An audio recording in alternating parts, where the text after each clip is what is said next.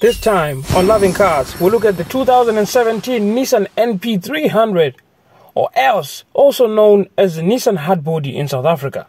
That is next on Loving Cars. Good day, my name is Edwin. This is Loving Cars. Thank you very much for watching this video and thank you for subscribing. Today we're looking at Nissan Np300, or also known as the Nissan Hard body in South Africa. It is Nissan's top successful bakkie ever in the history of Nissan ever since it started in the country. This was Nissan's way of challenging the Toyota, which was dominating the market of bakkie in South Africa. And this pickup truck has proven itself throughout the years, therefore earning the trust in South Africans when it comes to reliability.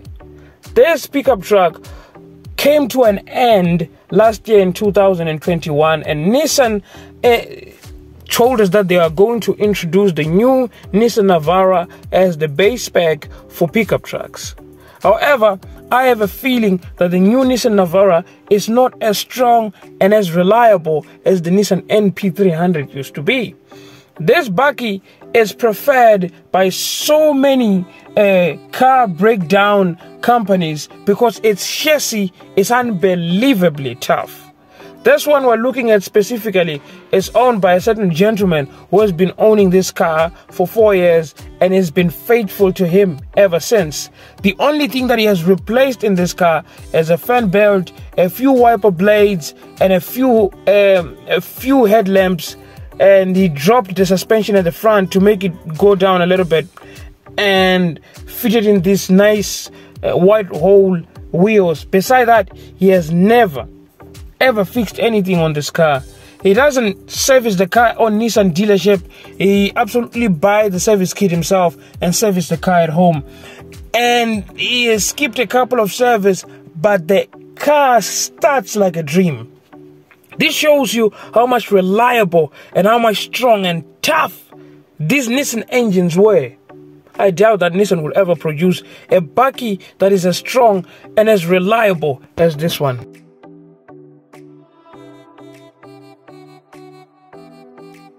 Well, when it comes to common problems that are found on this car, well, it's pretty much hard to come up with common problems because there are not consistent problems that can be found specifically on this car and say each and every single person who have owned this particular car can experience them. But the most common ones, which are not catastrophic, is the timing belt or the fan belt or the drive belt, depending on how you want to call it, wearing out, and the tensioner itself and the idling pulley itself wearing, but that one can be fixed. It's not that much expensive. Another issue that can be experienced on this car is the fading for headlights, which is actually typical for Japanese cars, because when the years goes by, then your headlights start fogging up and in oxidation, then you have to clean that. And another thing that can be seen or experienced as a problem is the diff. If you don't service your diff and change your diff oil regularly, the diff will actually burn up and then lock up, end up destroying your prop shaft or your transmission altogether. Besides that, the clutch is more better than any other car that I've actually driven. It holds up for ages. This car has never been changed clutch ever since you bought it in 4 years. Besides that, there's nothing more problematic about this car. It's one of the reliable cars one can buy on a Nissan range, and it's a car that gave Toyota Hilux a run for its money.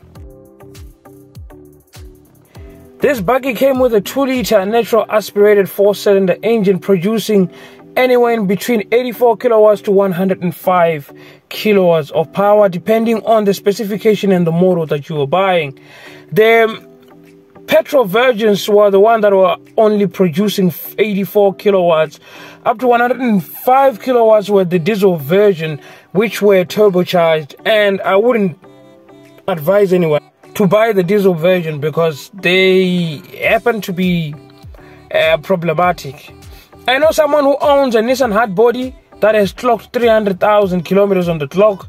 It is a diesel version and it's a 4x4, which is a double cab However, he had to do a complete engine overhaul at 300,000 kilometers. This one specifically has about 152,000 kilometers on the clock, but still runs like a dream, and it shifts like a clock. Everything works perfectly fine. There's nothing that I can complain with this car. The only thing that I can say it's an issue is the squeaking timing belt when you don't change them, and they squeak due to the timing tensioner or the tensioner pulley that actually gets worn up in time. It's not an interference engine, so if the belt snaps, then the engine will not bend the valves. It will just overheat because the fan will not be spinning anymore. However, it's I don't know how many times I have to say this. It's a reliable car.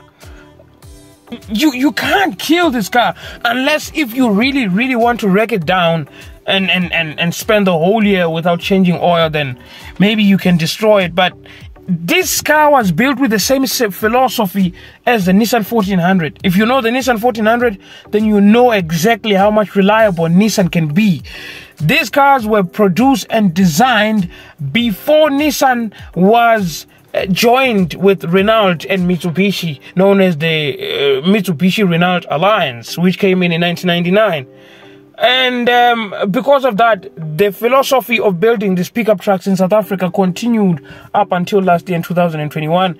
And it's sad, very sad, that I can't get my hands on this car. Well, ladies and gentlemen, that's exactly what I had for you on Loving Cars today. Thank you very much for watching this video, and thank you very much for subscribing. Have yourself a fantastic and a wonderful week ahead.